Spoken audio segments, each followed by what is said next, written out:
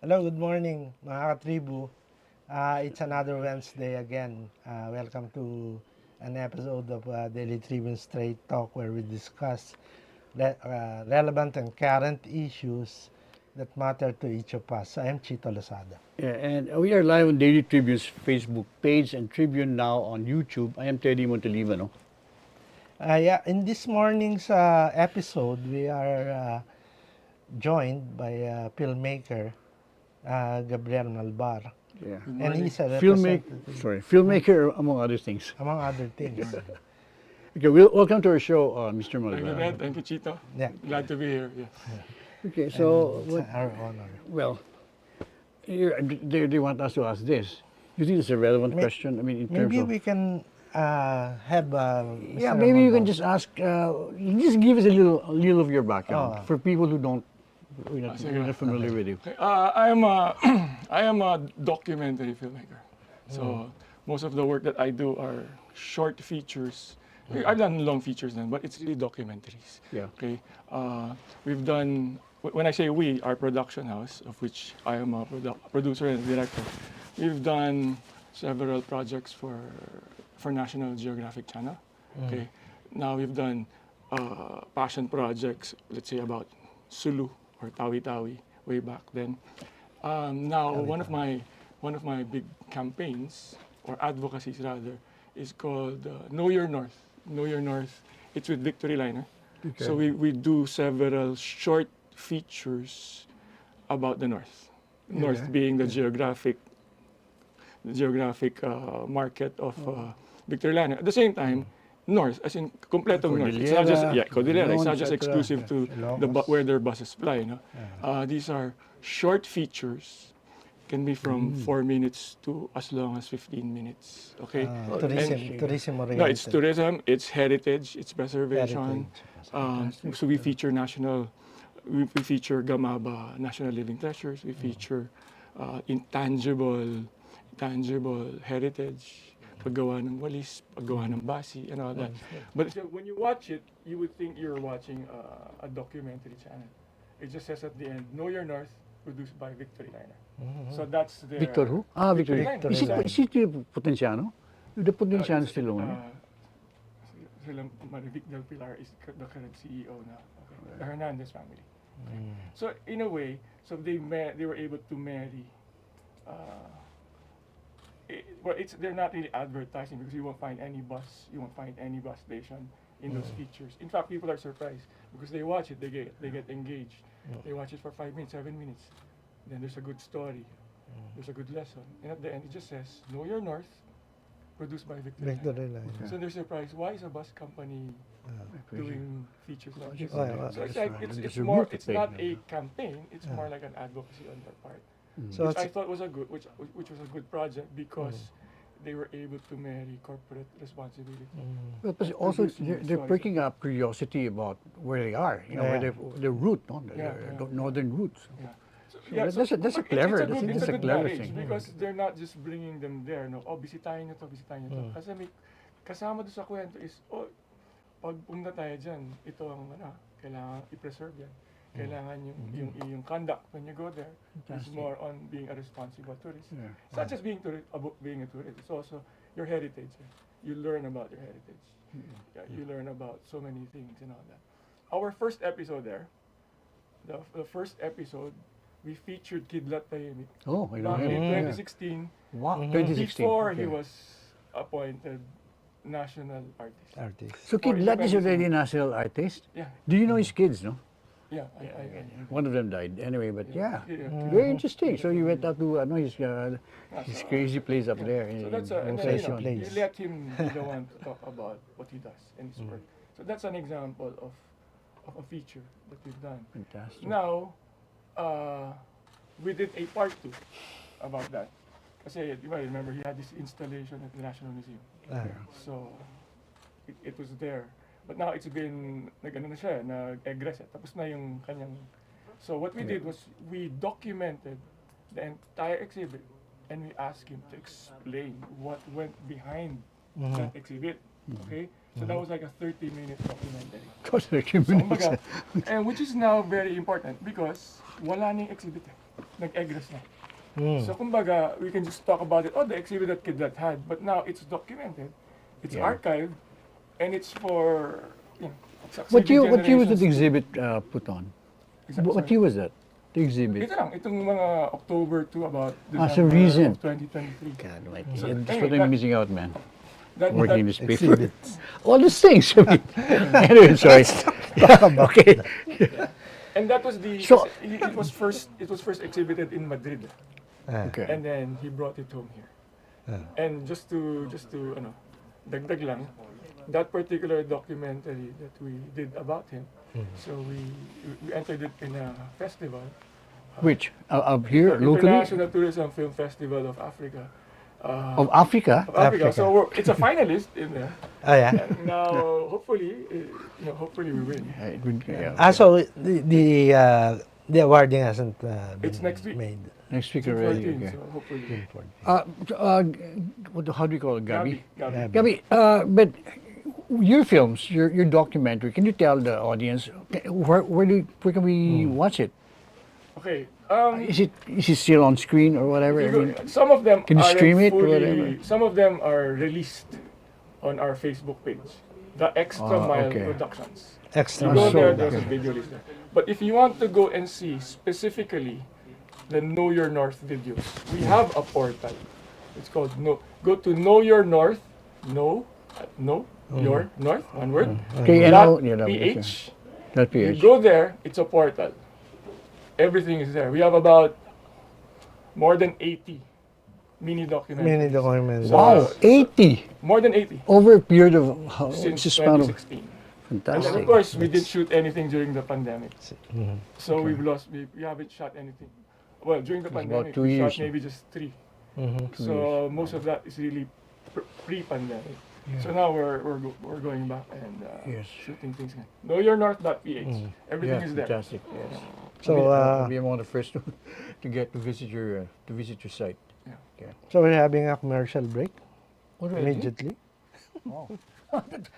And this break is brought to you by Angkas, Beat the Traffic, Bayad Center, hashtag Bigger Better Younger Bayad, and you can buy it all. Globe, atin ang mundo. Meralco, ang liwanag ng bukas. SM, we've got it all for you. Smart, live more today. Union Bank, it starts with you. Tune in to Daily Tribune's show aimed at addressing the needs and problems of our OFWs from different corners of the globe. Hear about their plights and success stories every Tuesday and Thursday, 3 p.m. only on Daily Tribune's Facebook page and Tribune Now on YouTube. Straight Talk dives deep into present issues of leadership, politics, business, and more. Engage in insightful conversations with industry shakers, government leaders, and trailblazers every Wednesday at 10 a.m. only here on Daily Tribune's Facebook page and Tribune Now in YouTube.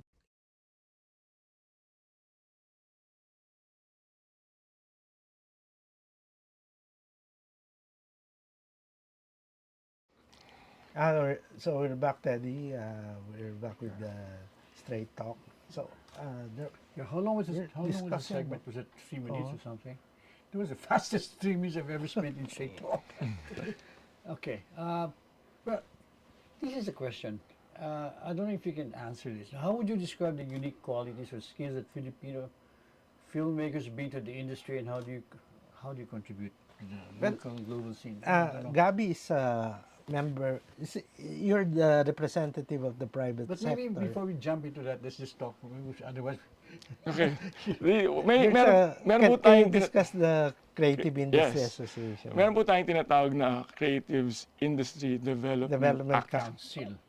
It's a PCIDA, Philippine Ah. Creatives Industry Development Act. Okay. It was an act. It's now into law. Okay, the sponsors of that in Congress is Congressman Tof de Venecia. Oh, Okay, so now it's been enacted into law and it's now being implemented. what year was that? What year was it? I think it was passed 2020, Just recently. 22, Ah, Recent, very recent. 22, 2022. What's the impetus behind that? And then they had to create the IRRs, implementing rules and regulation and all that. So it took some time.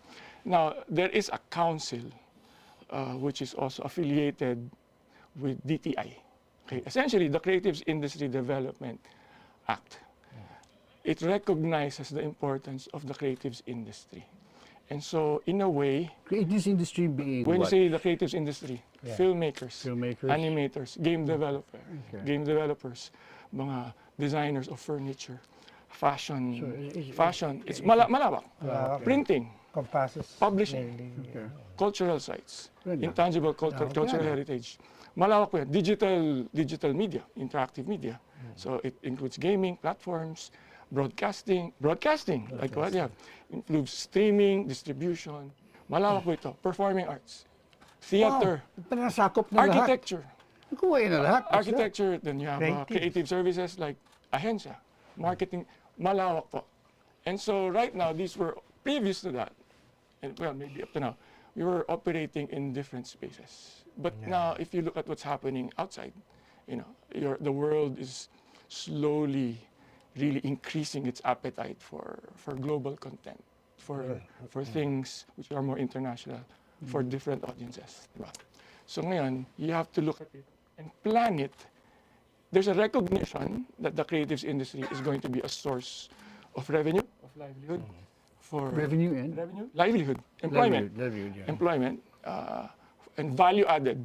You know, when we want to generate more jobs, so for the entire Philippines. Okay? Economy, yeah. So there's that recognition, but then at the same time, there has to be a plan. Kailangan nating kailangan may timon Integrate, yeah. na integrate natin lahat. We will, because creatives industry, right now the way it's set up, we have 9 domains. Which You have is audiovisual is one. Audiovisual. Audiovisual, which includes film, animation, broadcasting, parts of music, so forth and so on. Then you have kunyari, audiovisual. you have the creative services, which is architecture, which means kunyari, ahensya, di ba? Ad agencies, advertising agencies, marketing agencies. siya doon. You have performing arts. Di ba? Performing arts. You have visual arts. So iba, marami eh. But the thing is, and then you have interactive media or media services, interactive media. If you're into AI or gaming is under that. Gaming, whether for a phone, whether depending on the platform. Gaming development, software development. If I use AI in terms of how I do, let's say, my design. If I use VRs and ARs, virtual realities, augmented realities, let's say, when I do my museum exhibit, hindi naman siya nasa isang domain lang eh. Meron siyang pagkakaugnay-ugnay, di ba? So when you make a film, and I use someone else's music to score it, may ano siya. If I make my, kunyari, snippets, to do a snippet and put it on TikTok, that's part of marketing it. But it evolves. It's not exclusive to one. If you use it in different types of platforms and media. So make recognition also that you just cannot be domains. You need representation for the domains, but when you plan how do we do it, there are clusterings where it's all integrated. interlinkages there. So in a way, it's very fluid.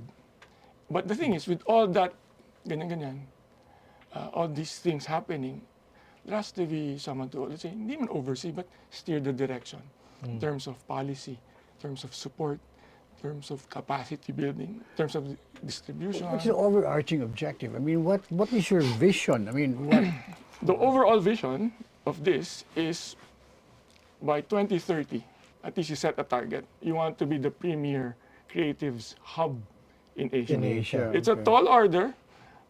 In a way, when you look at it, is it too ambitious? But you set targets. So if you fall short, but if you say, oh, let's do it, it's too ambitious. O sige, what? You want to do it by 2040? Baka na masyadong malayo, nawawala ng ano. So you have to set a good target. So there's that drive to be able to achieve that target. Right now, there are supposed to be 9 council members from the private sector as part of that council. Which each council member being responsible For one domain. For each one domain. One domain. You're So I am the representative for the audiovisual domain. Okay, so we're still waiting for my counterparts, let's say in performing arts and this and that. But the thing is, even though the council isn't complete yet, the ex officio members from DTI, from NCCA, from NEDA, from DOT, have already been, starting to work on this because the secretariat is also under and supported by the DTI, Department of Trade and Industry, because we're really looking at this as an industry.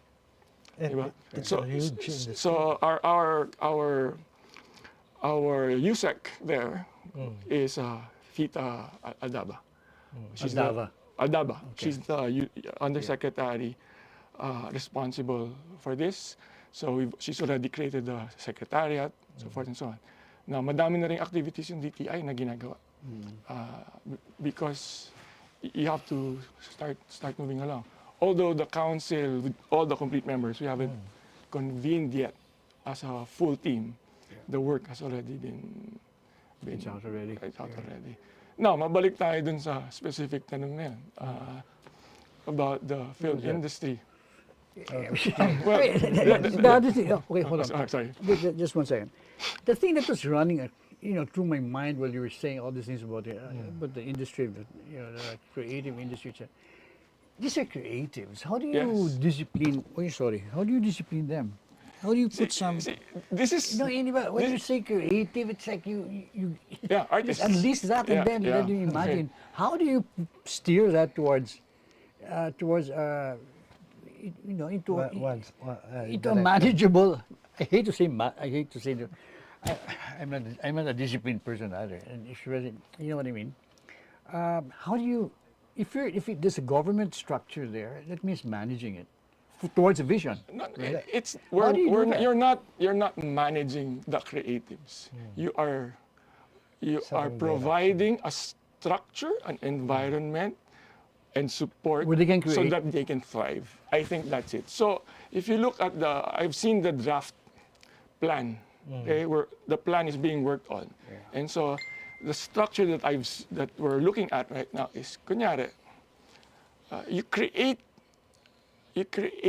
environments where your creatives can thrive, which means you create hubs.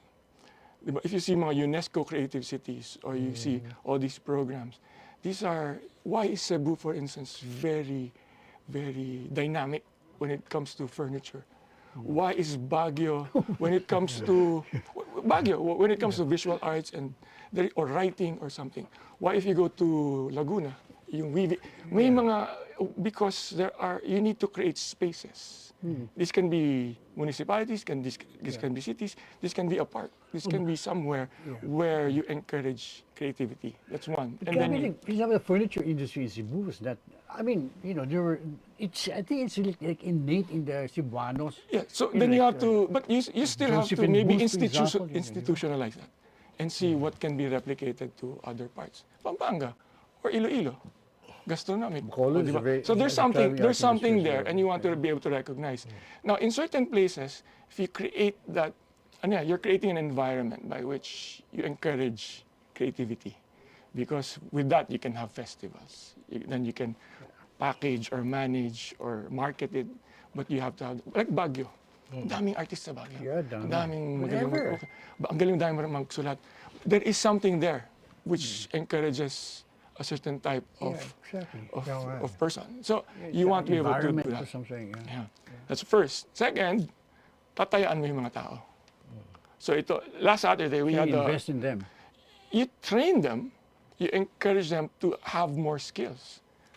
To be able to develop their talent is talent. But talent has to be honed Nurtured. so they become globally excellent. So they can competitive. So you nurture that.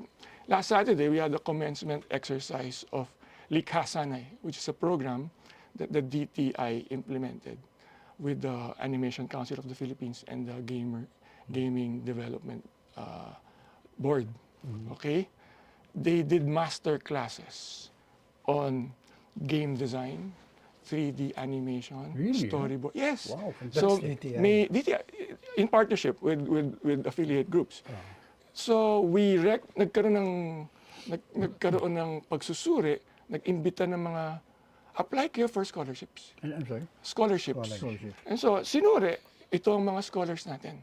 So they went through that master class. Ang mga nagturo dyan are the who's who. Bobby Pontillas, Daniel Cabuco, who are based in the US doing animations for Disney, so on and so on. So may masterclass Sila program. mentors, oh. So yan, you enhance the capability of your creatives. That's only one program for for ano. Also, you were the one who organized that? No, that was already an existing. It took the DTI and the affiliate partners about over a year to be able to plan and conceptualize. Then they implemented it, and so last Saturday was the graduation. Fantastic. So I was there to shake the hands and congratulations. But you know, I can't really say I was involved in the planning of that. But gumagalaw talaga. So madami pang gagawin. But see, that's only in terms of capacity development. There are other things to do. So you have to create an environment by which, okay, marami dito. You know, an artist, a visual artist, probably needs, kailangan ng patron. Yeah. Yan ang ano niyan eh. O sige, bayar. An artist know how to make money. No, Somebody has so to for instance, somebody has to for the provide level that of an role. artist, For if there's an a artist, patron who that's will provide the secondary. paint, ganyan, turuan ng konti, Yeah. and then like maybe a Dr. Kwanang in Pinto Art Museum for it to be showcased, ganyan. But let's say, what if you're an animator? Animation. Hindi siya one-on-one eh. Sometimes you have to be part of that. Maybe it has to be incorporated as a firm, right? Or gaming. Ibang pangangailangan ng artist, visual artist, or a songwriter, and a gaming product, service. Baka kailangan mag-incorporate. So, pag nag-incorporate ka, how do you get developed to be able to, I have to worry about HR, pricing, costing, revenues. somebody has- So, there has to be support on that level as well. Correct. So that's it all. That's it. Yeah. A big part of this is a part that we need to plan and work on. I don't have the answers yet. But we don't have the answers yet. So we need to look at it and study it. How do we provide more financing support for that? That's really important. Is it equity? Diba? Do we look for is the appetite of your local investors private equity? Do you want to, or is it venture capital, or is it government subsidy, or is it diba, DBP? Are they willing, or is it like a fund to win it, or is it like maybe you do it like a return on investment, which means it has to be a viable business proposition. So see, I'm just identifying a particular item. It has to be, meron kang project gaming. Pipitch natin, kailangan ko ng funding. I need to pay my developers. I need to pay them. My artist, my game designer. Pagka tinignan mo ng ganyan, okay, medyo mahal eh. I need funding. Okay. But for it to be funded, may necessary na, what's the revenue stream of this particular, what platform am I going to put this? Anong revenue stream yan? Kasi yung revenue stream will determine itong kikitain ko, itong babayaran ko. Viable ba? Because if it's viable, and then you've done the testing, yung mga test market, ganda nito, ganda nito. Then it becomes a business proposition. Then you can market it as you would if you were looking for an investor, as an investment banker, or what. Do you want to fund this? Who would you market that to, for instance? Would be You know, they don't have to be an astute investor or fund or businessman if they see value in what you're doing. It could be anything. It could be food, it could be gaming, it could be a film. But at the end of the day, di ba, finance is the viability. It's a viability thing. important, Is it yeah. marketable? Yeah. Ganyan. So kung ganyan, hindi naman masyado equipped ang ating creatives on that. That's part of the support. The DTI also has that in terms of like they call it idea and advance. Ideate ideas. You make sure hasa, luto, na validate, na curate. Dadaan sa pagsusuri, kailangan pang i-revise. Advance. So kung medyo nandito ka na. If it's a startup, then you need professional HR people. You need professional costing and accounting and finance people to help you run that. Ano sa sweldo mo? Ano yung pumasok? So that's part also of the capacity building. Not just the skills, but you also have to look at as creatives, hindi na rin, you also have to paradigm shift yan eh. You have to move from, I'm an artist, I will paint. Pero kung di mo benta, gugutumin ka. Yeah. Diba? So papasok din doon personal finance. so viability. Personal finance. Can you make sure you naguhulog ka sa insurance mo? Can you make sure you don't borrow too heavily? Can you make sure may medical insurance ka? We have to teach our artists that also. So on so many levels, as an individual, as a small firm, as a startup, as this, You have to teach that.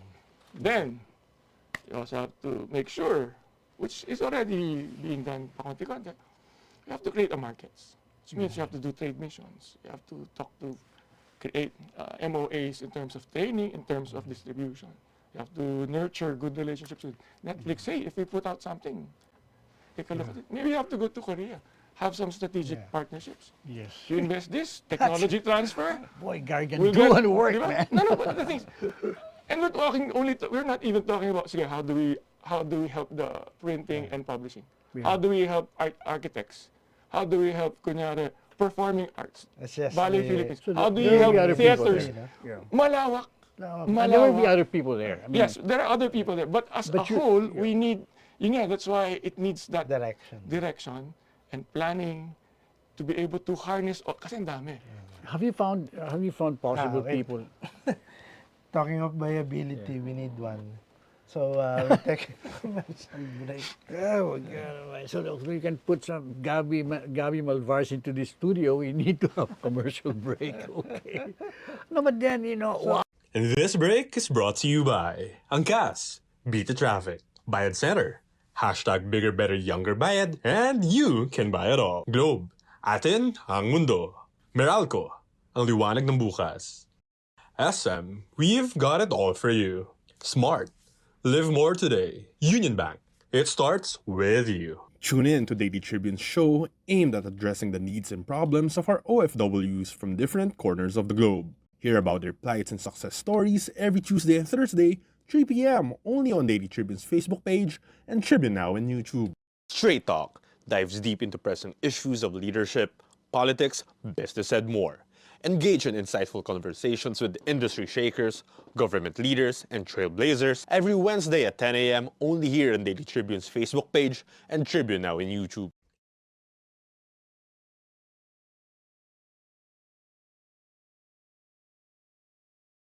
let's continue the discussion. Correct. Yeah. Yeah. We're back on Straight Talk. We were saying, so it's really a gargantuan task. Yes. So you're saying that there won't be a single person on top. No. You to oversee all of this, but instead you would have what's the one in English? Coxswain. Coxswain. Okay. Per domain. You're a yeah. representative, but the thing is, this is one thing good. For instance, you already have the FDCP. It's an film What is development Field council of the development. Philippines. Okay. There are We're only already- talking about your domain. Yeah, With the as an audiovisual. example, or meron ka ng animation council. These are existing. Yeah. So it's not like walang gumagawa nito. Meron na. So me as the audiovisual domain representative, I'm going to approach Director Joey Reyes, who heads FDCP. Julius. Joey Reyes. Joey. Joey. Oh, Okay. and say, what help do you need from a policy standpoint? Ano pang kailangan mo? Ano ba ganyan? Oh, kailangan ba ng batas para dyan? Then you will put a policy. But you work with dialogue. existing, Yeah. established institutions. Some are not as, so you have the Animation Council of the Philippines. So it's already in existing. So you go and sit down, ano bang kailangan natin? Are there programs that we need to do? Like yung master class? Do we need more of the master classes? Or do we need a vetting, maybe we need a contest by which character design contest funded by DTI, where open to the public, you submit your concepts of character designs for possible animation. It's a contest. Yeah. And then 200 submissions, maybe you award the top 5. In the top 5, then you look for a way, syempre, bibigyan mo ng, maybe then we go and say, do we need to develop this into something? Or do we propose it to the gaming industry? Is there something you can do with these concepts or artists? Do we go into maybe have a full-blown graphic novel or a comic book? But nag-encourage kayo. The thing with creatives kasi is you don't have to micromanage. You have to create an avenue by which you train them and then they can showcase their work and then you reward it. Sa submit because you never know what's going to be successful. Yes. So you can say, oh, ikaw gumawa ka, tapos dalawa lang kausap mo. You let everyone submit, and then, my God, you'll be loaded, you'll be flooded with, ang daming magaling. Ano kaya ang papatok dyan? We don't know. We don't know what the market's taste is. But the thing is, you've trained a lot because the success rate now becomes higher. Yun yung creatives. You develop more artists, you develop more digital animators, develop more musicians.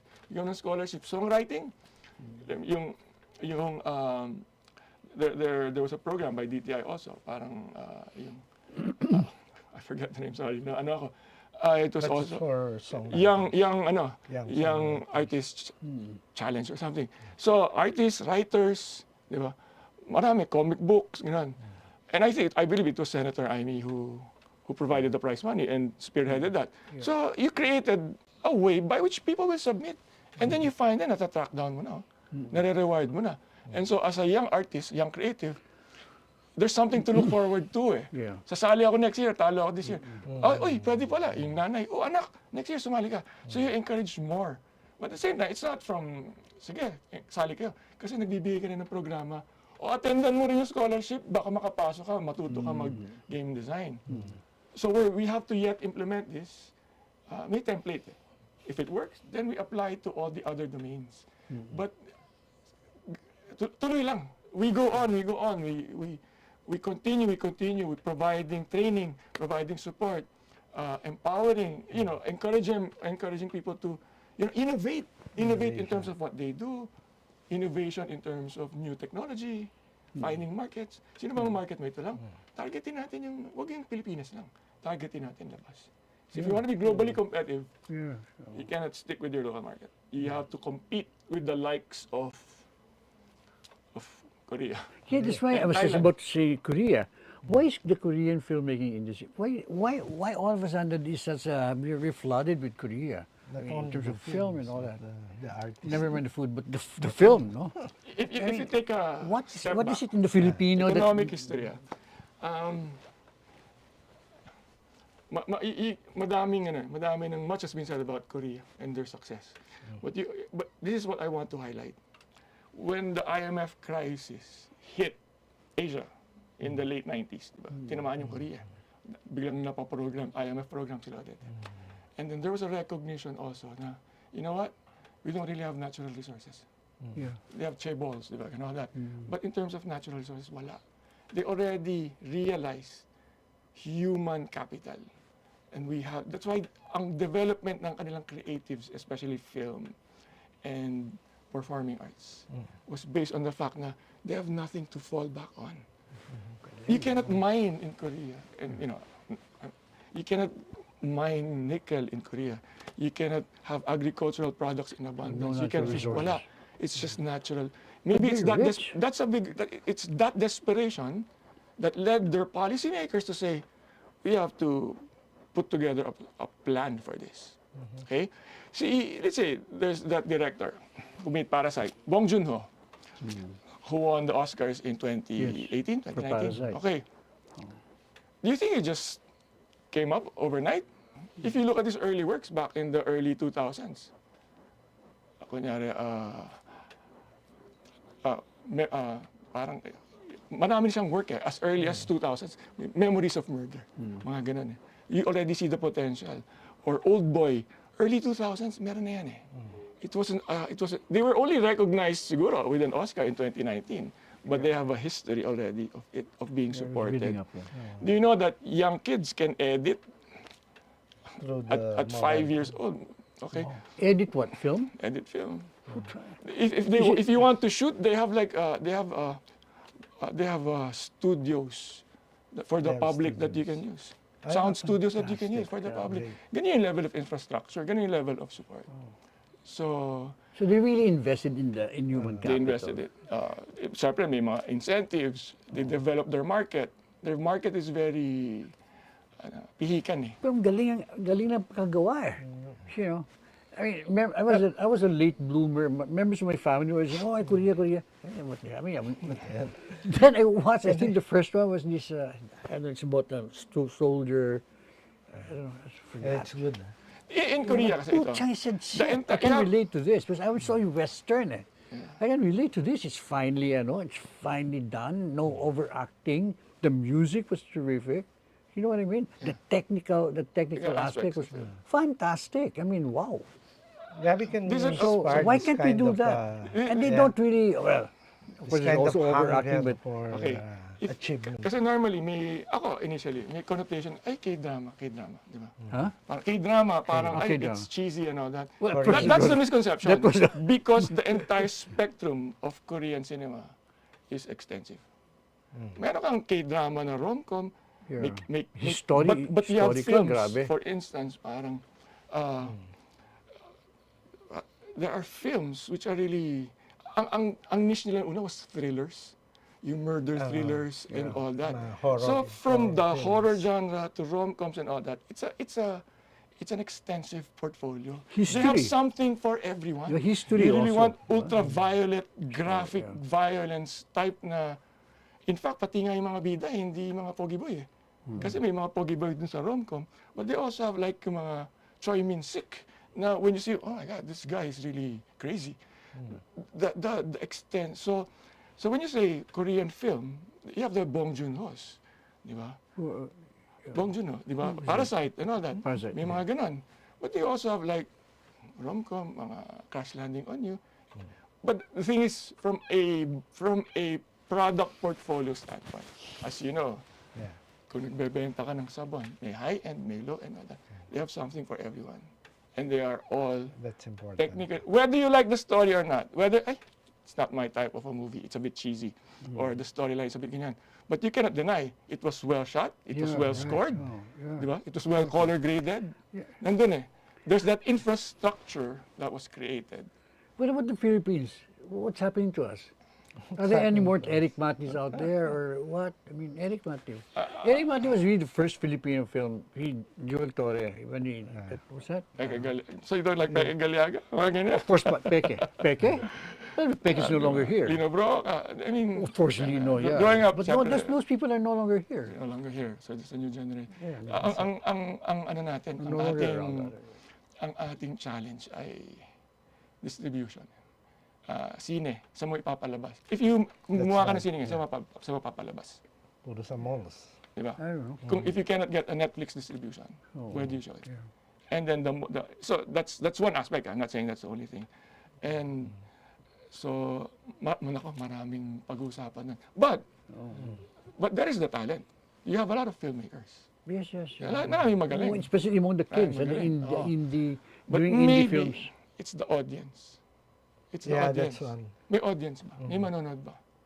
So as a filmmaker, if you're a film producer now, if you make a film, you have to make sure kasi One yung thing, tao, wow, ano nga to?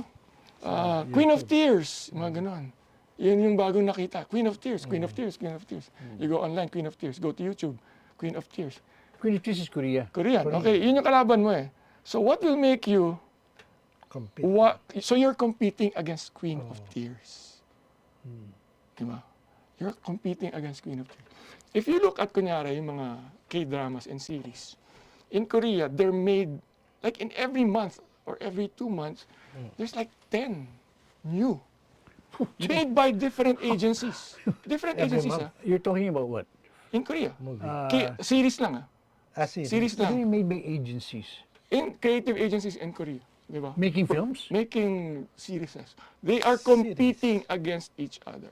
Wow. And therefore, they always look at the ratings. Okay, anong viewership ko this night? Ay, wow, more than 10%. Ay, 2%, inalangaw. So, ganun yan eh. Nagko-compete sila against each other.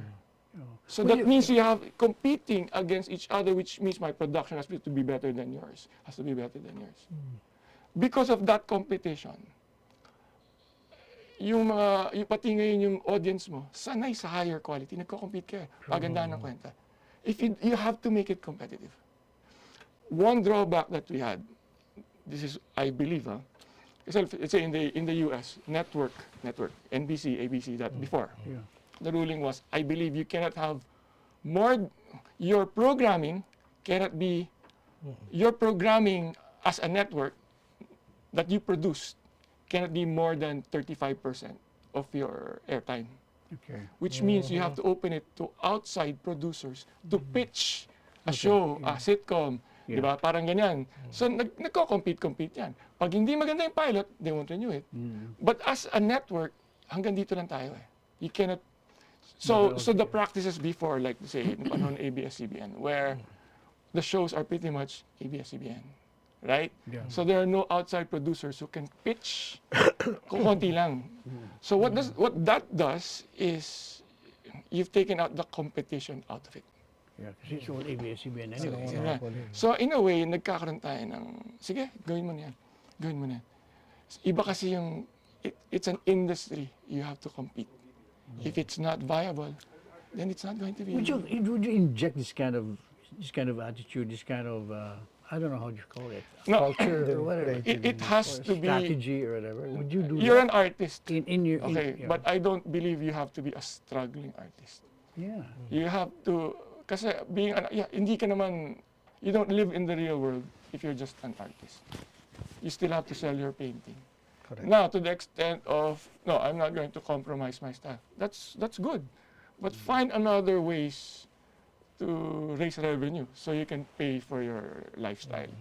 Di ba? Pero I'm not saying you compromise. You can not compromise, but you have to find other ways to sustain your life. Okay, same with that. Kaya nga nag-aaway lagi yung director at yung producer eh. Di ba? What's viable and all that. Which is part of It the is creative always a tension is conflict. part of it. But creative tension is part of it. That's how you come up with the good Always shows. somebody thinking But about you money. cannot just look at it and say, I'm an artist and this is my work.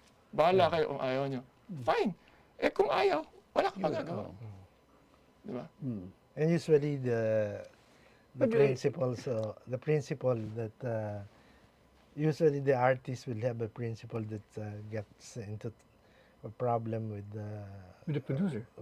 producer. Well, I mean, well, And in That's why marketing their ideas. oh God, I mean, not unless the artist is really a name artist or whatever. I mean, as an artist is independently wealthy, you know. But And there are few, that's a few minority. can- That's a But everywhere you go, Very even Akira Kurosawa, extremely minority. even Akira Kurosawa was having problems with his stature, was having problems With the funding producers. a lot Yeah, of his I'm sure. films. films. Yeah, Okay? but- What he had for him was track record. Eventually, ganun.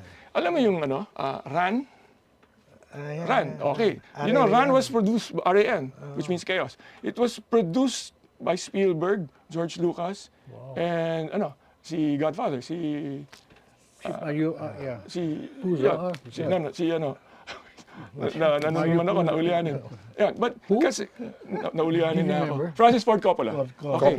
They came in and produced song. Ran, part of it, because the studios pera. in Japan did not want to bankroll it. So, kasi idol nila si Kurosawa. So, tataya doon. But if you're not, why if I'm a producer, I have 10 million for a short film, ilumapit ka sa akin. But kita bibigyan? So an artist also has to understand that you need track record. You need or some proof of concept or nakikita na magaling ka. So there's that part also. But of course, we also need to find other ways to have finance. But the things, there also has to be, kasi ilan ang magaling na artist? Marami. Marami, oh. So pag binigyan ko lahat yan, kukunti yung fans natin. Okay. So there has to be a vetting process also by which mag-compete kayo sa isa-isa. Mag-festival, mini-festival, pitching, ganun. We'll fund the top 2. So there also has to be a rigor like that because you're competing against each other also. The best with them. Yeah, but So sadly, we have to end the Yeah. program. are we done? Yeah. Jesus. So do you have any parting words, Gabby? Sa mga alagad ng sining, okay, tuloy lang tayo. Now, the work of the council, but at least now we have the investment, the Creatives Council, and that recognition that we need to be able to support our creatives industry. Just one, is government willing to invest in this? I mean, seriously? Well, Because I government think is it needs serious investment for it to fly. part of that is to be able to secure and provide funds, okay? But I think it's not a matter of funding also per se. When I say per se, is it has to be viable. Otherwise, sayang yung pinasok na pera. So a part of it, in my opinion, is finding a way na na-vet yung magagaling. Para so pagka ininvestan yung project mo, mas mataas yung chances of success. But there are ways of government investing in terms of like, let's have master Support. classes, training programs, di ba? Turuan. Exactly, yeah. Fund the festivals, fund the trade mission to Japan, to find other markets. Right. It's not just, babayaran kita sa project mo. No. Yeah, that's what I Creating, meant. The whole creating gamut the of- infrastructure and environment by which people can thrive. Kasi malawak yan eh. Distribution, Yeah, so government is capacities. willing to invest in that whole gamut of Well, it's all now those into, things. it's into, because you have to realize, right now, creatives industry as a percentage of GDP is 7%. 7%. Only. Pa. So We the- want to bring it up as a source of growth, as an engine of growth. It employs 7 million people. Which Creatives industry. creative industry. 7 From million. 22 to 23, the growth rate of that sector was like 7%, according to the data. They call that 777. 7 million, 7% of GDP, 7% growth from the last year. So yan yung battle cry. Akit pa natin as a percentage of GDP. Because it employs people. the opportunity there. How high can it grow? I really have no idea. Why? So many variables. But see, for instance, okay, gaming. Okay, the gaming industry, I just found out recently yung numbers, is $360 billion. 630 Global. billion. Ang global, revenues yeah. globally.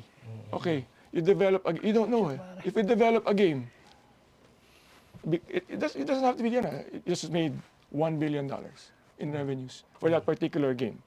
$1 billion contributes to your GDP for a game. Eh, paano kung may iba pa? What if it becomes an industry that thrives? But how to reach that? Then that means I need to develop more game developers here. Na bata, na magaling, support the gaming community. So that's where the investment would go. Because the returns are big. Pwedeng tayaan. Doon tayo pupunta. Yun yung kailangan natin. So how do we able to create a product, a game, that can generate $1 billion? So where do you start? May kakayahan ba tayo? Mag-hold pa tayo masterclass, magturo tayo ng gaming design. So what are And your then- thoughts about this? I mean, do you think positively about this? Are you excited about what, I mean, and what are the achievables here, do you think? I mean, in the near, say what, in 5 years? That's medium term? Or is 5 years a medium term? That's a first parang, that's our first Well, until the that's end our of, first target. until the end of the term of the incumbent.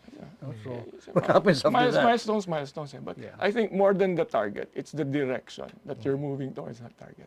Kasi pwede namang mabagal yan eh. Then disproportionately, gagano ka. If you create the seeds for creativity, if may infrastructure ka of support, because, yun nga, as I've said, the revenue aspect of just finding a game that will resonate and be accepted, it's in the billions of dollars. Yeah. Magawa mo yun, boom, instant, di ba? From like, bang, pwedeng gumanan eh. So, But the thing is, you need more game developers. correct. Yeah, And that's support one for the gaming industry. And then again, We have to end the program. well, you can end, but we're just talking. No, okay, sorry. So, So okay. there we have it from filmmaker Gabriel Malvar. Thank you again, mga katribu. Gabby, thank you. Gabby. Thank you for gracing having me. the show. Okay. And thank you, mga katribu. Tune in again next Wednesday for another episode of Straight Talk. I am Chito Lozada. Teddy Montelibano here. Straight Talk Live every Wednesday at 10 a.m. on Daily Tribune's Facebook page and Tribune now on YouTube. Till next time, so